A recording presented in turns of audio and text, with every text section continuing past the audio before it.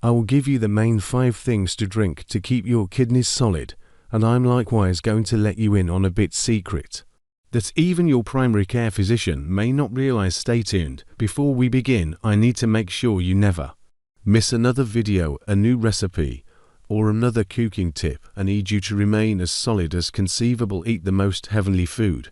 So ensure you click that little buying button and hit that chime so you never miss a new recipe. First, the mystery. Despite the fact that the decision of what you drink has a huge effect on your long-haul kidney capability, the greater part of us are pretty hydrated constantly, so the issue isn't that our kidneys aren't getting enough water, since they are. Nevertheless, it's that we're getting the water from sources that likewise contain a ton of secret sugar. So rather than deciding to drink some water, you might decide to drink squeeze, sweet tea, soft drink. Every one of those things can expand your gamble of weight, diabetes, and hypertension. All 3 of those things are a portion of the top dangers for creating kidney illness. Presently, we need to discuss the 5 best things to supplant those sugar-improved refreshments with. Number 1, dark espresso. Appears to be consistently another review emerges promoting the advantages of dark espresso. Indeed, even last week I just saw one that was sort of unquestionably a good fit for me that said dark espresso not exclusively will it not deteriorate their kidney capability, and assuming that you have kidney sickness it might offer a tad of a defensive advantage. Espresso has moreover been connected to a lower hazard of disease, also cardiovascular sickness, in the event that you can't sort out some way to drink dark espresso and appreciate it.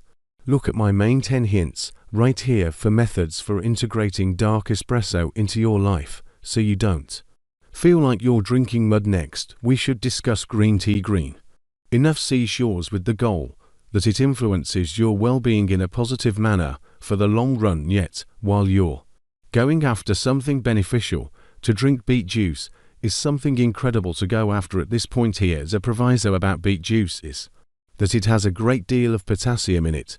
So if you have kidney infection or a high potassium level in your blood, you need to be genuinely cautious about how much beet juice to drink. You need to hear more about beets and beet juice. Look at, I made an entire video about beets right here. And number 4, seltzer water. Seltzer water doesn't be guaranteed to have any positive advantages on the kidneys, yet here's where I think it becomes an integral factor for a great deal of you that need that carbonation with pop or diet soft drink, both of which have been connected to kidney illness over the long haul. I'm not saying they cause kidney sickness, however diet pop, also ordinary soft drink, have been connected to the advancement of kidney infection.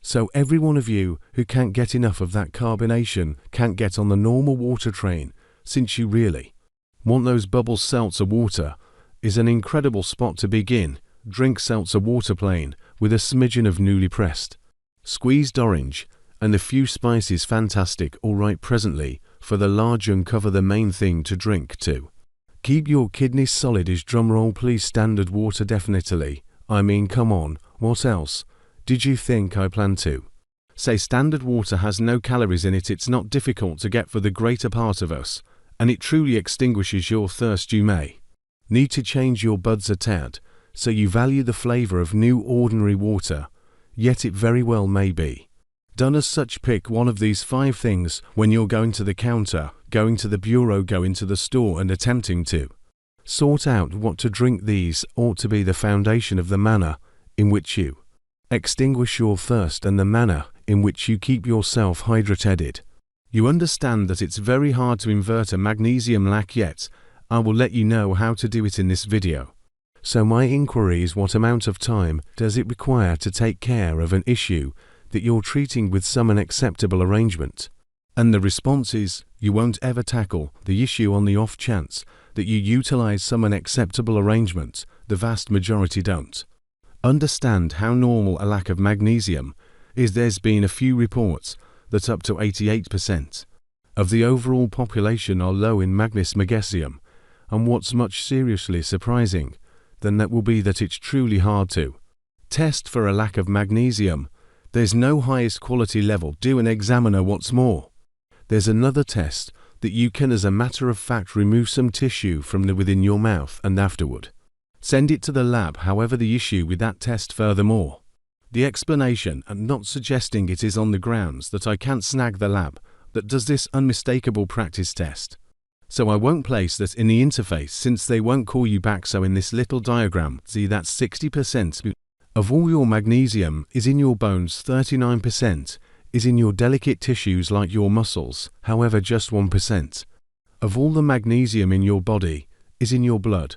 So this is for what reason doing a blood test won't provide you with a great deal of data, except if you're extremely incredibly serious, since regardless of whether you're lacking in the blood, think about what will occur. You will get some of it from the bone or the delicate tissues, and in the bone and the delicate tissues, the greater part of that isn't out external. The cell, it's inside your phones. It's called intracellular calcium. Thus one of the standards that I use in well-being is I utilize a rule out of this book called The Innovation of Battle by Sunu. Now obviously this book is tied in with battling wars, yet you can apply it to anything. Thus Senu discusses cross-referring to information to check whether a circumstance or an issue exists, where you can cross-reference side effects that are connected with a magnesium lack. Likewise, take a gander at your food varieties to perceive how much magnesium is coming from your food varieties, or not, on the off chance that you have aggravation in your stomach. Assuming you're diabetic, assuming you have insulin obstruction, on the off chance that you consume a ton of sugar. Likewise, if you take a ton of vitamin D, the prerequisite for magnesium goes up. So if you're not taking magnesium with nutrient D, you wind up having lower measures of magnesium on the grounds that your body is involving a greater amount of that magnesium for vitamin D assimilation, and furthermore assuming that you're on prescriptions.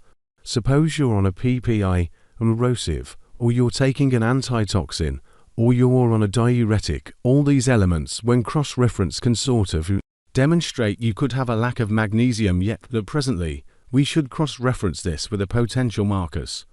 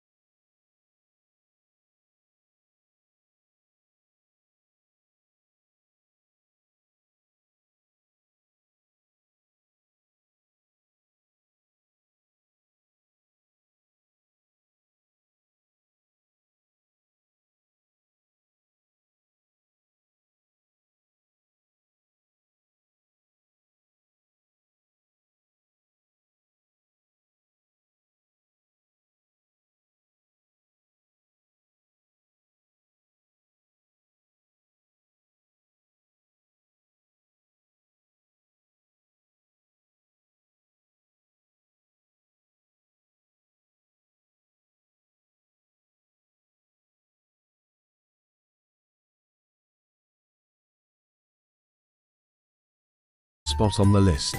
You have kelp. 3.5 ounces of kelp is identical to 760 milligrams. Presently, I'd like to see you eat 3.5 ounces of kelp. It's most likely not going to occur. Alright, what might be said about almonds that would give you around 490 milligrams. Dietary yeast is 231 milligrams. 142 milligrams. Mixed greens, generally around 100 milligrams of magnesium. Dull chocolate is around 165 mg. Pumpkin seeds are 265 milligrams of magnesium. However, magnesium is additionally in meats. Furthermore, fish, however, not however much you may think. So 100 gram or 3.5 ounces of meat or fish will get between 25 to 35 milligrams of magnesium. And regardless of whether we take a gander at the prerequisites of magnesium, it's known as the dust that normally is among 300 and 420 milligram a day. Normal. However, the normal individual just consumes 25 milligrams of magnesium each day. Individuals aren't getting enough from the diet. Also, the food varieties these days are filled in soil that has lower sums of minerals, particularly magnesium. Magnesium, and it's truly to circumstances, or in fact 3 circumstances. Number 1, How would we get sufficient magnesium from the do we need to enhance? And 3. How long does it take to truly fulfill your inadequacy goodness?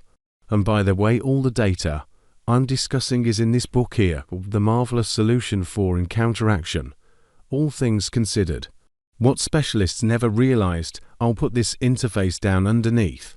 It's a truly interesting book in view of a great deal of various things connected with magnesium. Furthermore, vitamin D, yet every one of the information that I'm sharing today is situated in that book, so assuming that you're inadequate, you will have to not just meet up, no play on words expected, your magnesium food varieties, but on the other hand you're going to need to enhance also. And the sort of magnesium I would suggest is magnesium glycinate, which really makes a difference. You realize pressure dosing and so on, and the measure of supplement I would suggest would be around 800 milligrams each single day, so ordinarily they come in like 400 milligrams, perhaps 300 milligrams for every tablet. Take 2 or 3 those consistently. However, this is what the way lengthy is it, as a matter of fact, going to take to truly fix a genuine inadequacy. It could take up to a year or more to fix a constant magnesium lack. You need to understand that when you take magnesium from food sources or a supplement, it doesn't simply go away. A decent larger part of it will be cleaned out through the kidneys. Yet you could find your side effects disappear in practically no time or months. Yet I wouldn't stop there. I would increment the sum out over a more extended time frame. Then perhaps after about a year of taking enhancements, then you simply keep up with it with your eating regimen. Obviously ensure that you ascertain how much magnesium is going into the body, and afterward ensure at least it resembles 400 milligrams each day. Presently I have somewhat more data on the sort of magnesium that could work for yourself, and for that data